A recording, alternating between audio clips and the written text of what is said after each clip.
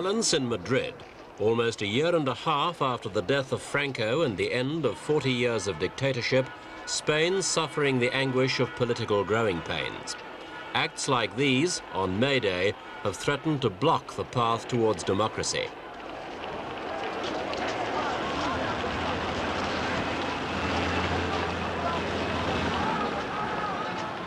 On May Day, the clash was between leftists and the police. It was one of 39 May Day demonstrations throughout the country. They'd been banned by a government which fears the breakdown of law and order in the sensitive lead-up to Spain's first free election since the Civil War.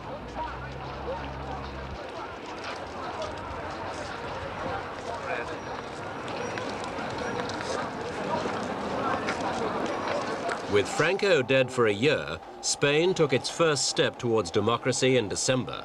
In a national referendum, Spaniards voted overwhelmingly in favor of a program of political reform. The reforms were designed to give the country the machinery of government to take effect after the elections planned for June this year. Close to 23 million people cast their votes, many eagerly seizing the first chance in their lives to play a part in shaping the political structure of their country.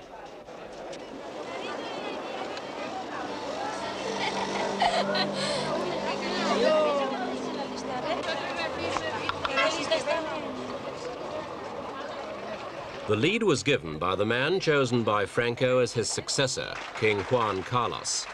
With Princess Sophie, he voted with more than 16 million others to give the government 94% of the poll. It was a setback for left-wing opposition parties who'd called for a boycott of the referendum. But it was a major boost for the king, Prime Minister Adolfo Suárez, and like-minded Spanish liberals.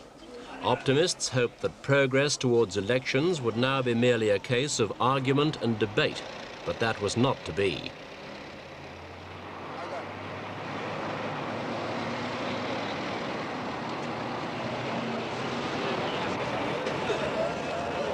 The referendum itself was held in an atmosphere of tension. 4 days earlier, the President of the Council of State, Senor Antonio de Oriol, had been kidnapped by a commando unit of the anti-fascist resistance group, Grappo. They demanded the referendum be abandoned and called for the release of political prisoners. But a month and a half later, police stormed the Grappo stronghold, freeing de Oriol and another kidnapped victim, the former army chief, Lieutenant General Emilio Villa Escuza.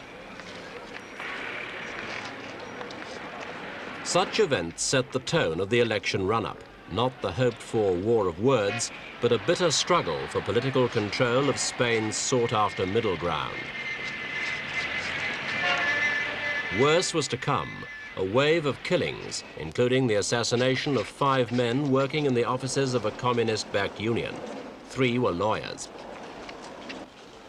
The group which claimed responsibility was the AAA, the Apostolic Anti-Communist Alliance, a relatively new band dedicated to smashing support for the left. When the authorities allowed the communists their first public burial for 40 years, 100,000 people turned out.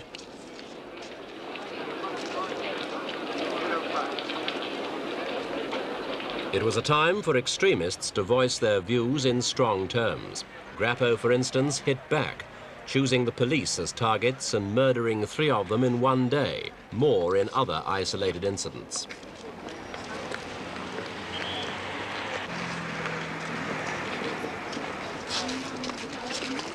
Despite an appeal by the Prime Minister, January saw the bloodiest violence since Franco died, with assassinations, bombings and riots all over Spain, and especially in that traditional separatist preserve, the Basque region.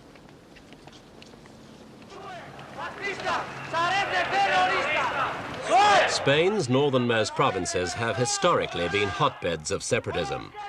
Though the new political reforms included the promise of more autonomy for the Basque and Catalan regions, the separatists lost no time in making plain their dissatisfaction and mistrust.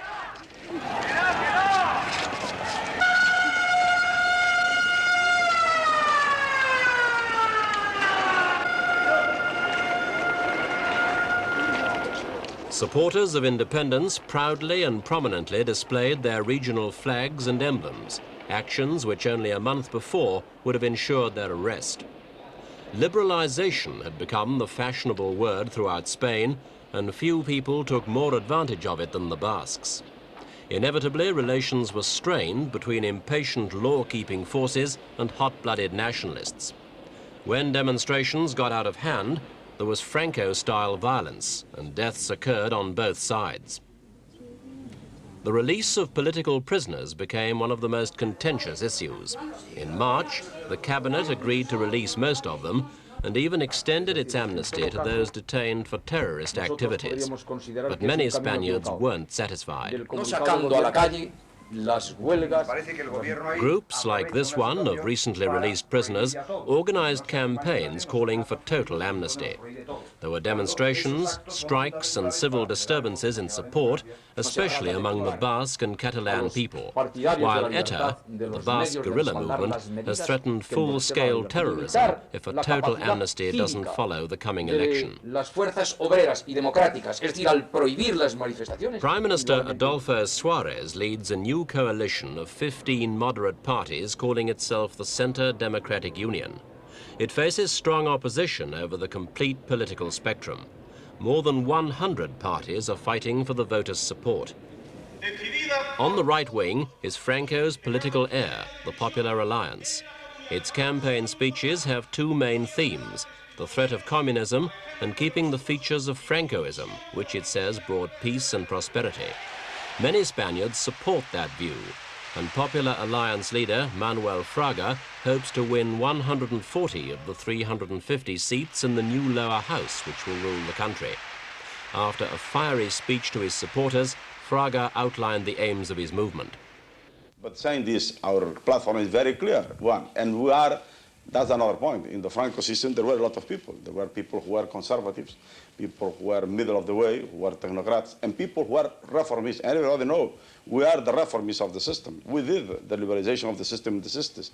We changed the rules on the press. We made the new law on freedoms, general and special religious freedom. We changed most of the rules of the state. And we were the people, by this reason, who were in the first cabinet of the king doing the last part of the reform. So it is very foolish, except, of course, if you do that in bad faith, to pretend we have something to go with fashion. We are the conservative people of this country who think that evolution is better than revolution, that's all. And that's what is happening in Spain, thank God.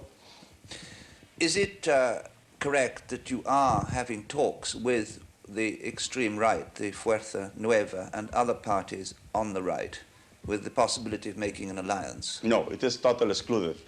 As everybody knows, there were exactly, this is the point, two philosophies. One of the people who thought nothing should change after Franco, and people who said, we already were changing, we have to change for good. But, as I insist, by the way of reform, not revolution.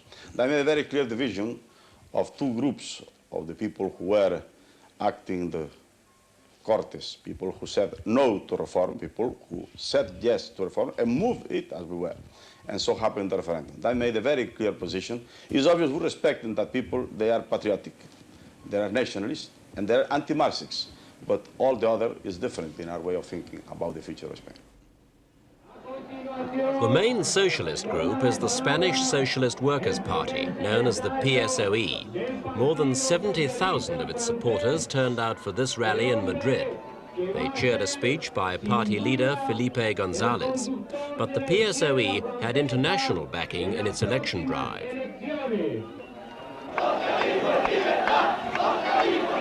Two leading socialists had come from abroad to express the solidarity of foreign parties with the Spanish one. First to speak was Portuguese Prime Minister Mário Soares. The PSOE was recently legalized after being outlawed for the duration of the Franco regime. Soares would understand how its supporters felt, having been exiled to Paris until a more liberal government came to Portugal. The huge crowd also welcomed French socialist leader François Mitterrand, head of his country's official opposition. The PSOE's campaign was punctuated by a running dispute over a splinter group using the same initials. It claimed the government should have taken action to stop this. Je l'espère bien. Au bout de l'horizon, c'est le cri de la victoire.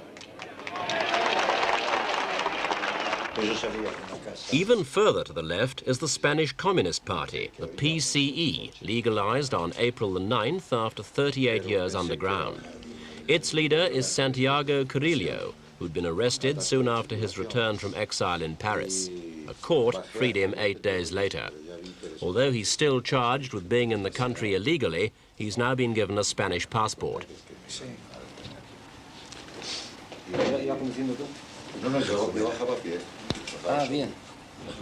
After being legalized, the communists started their campaign in earnest. Singing the International at a huge open rally like this would have been unthinkable months earlier.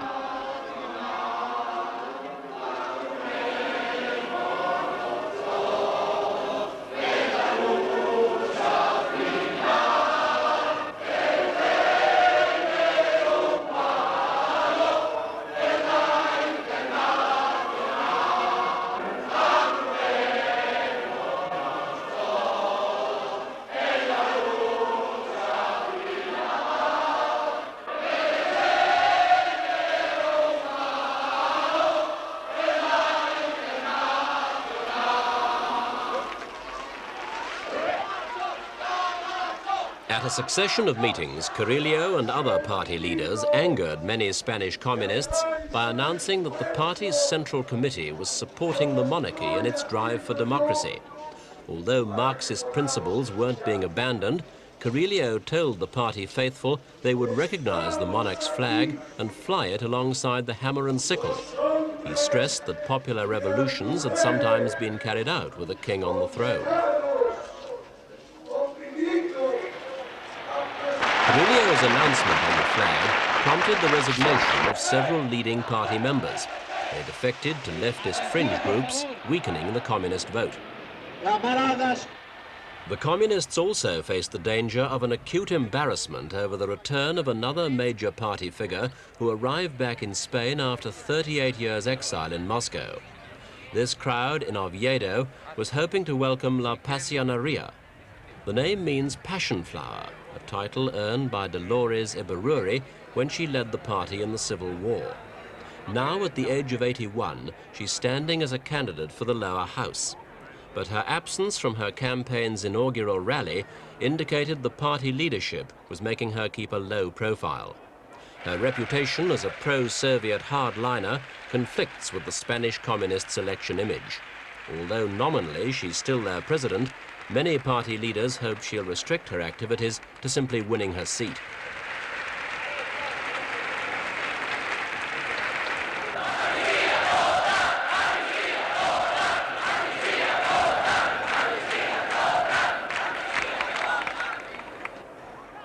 King Juan Carlos himself can certainly count on a wealth of personal popularity, but there are question marks over his political position. A monarch with heavy responsibilities in Spain's political establishment, his is a rare, if not unique, role. He stands squarely in the midst of the present power struggle, committed to using his influence in removing old institutions while seeking some commonly acceptable policies with which to replace them. Since he took the throne, he's convinced Spaniards of the sincerity of his hope for an orderly transition to democracy, but he can feel far from confident of achieving it in the present atmosphere of violence, terror, and bloodshed.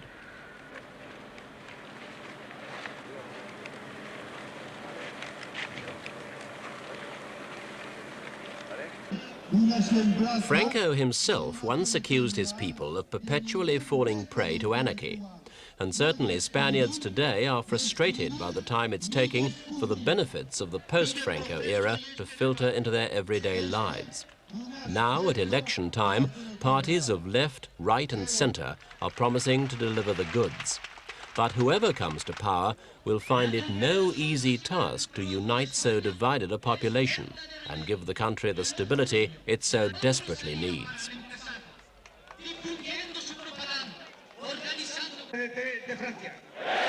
La Unión de los Anarcosindicalistas Fuerza Obrera también de Francia.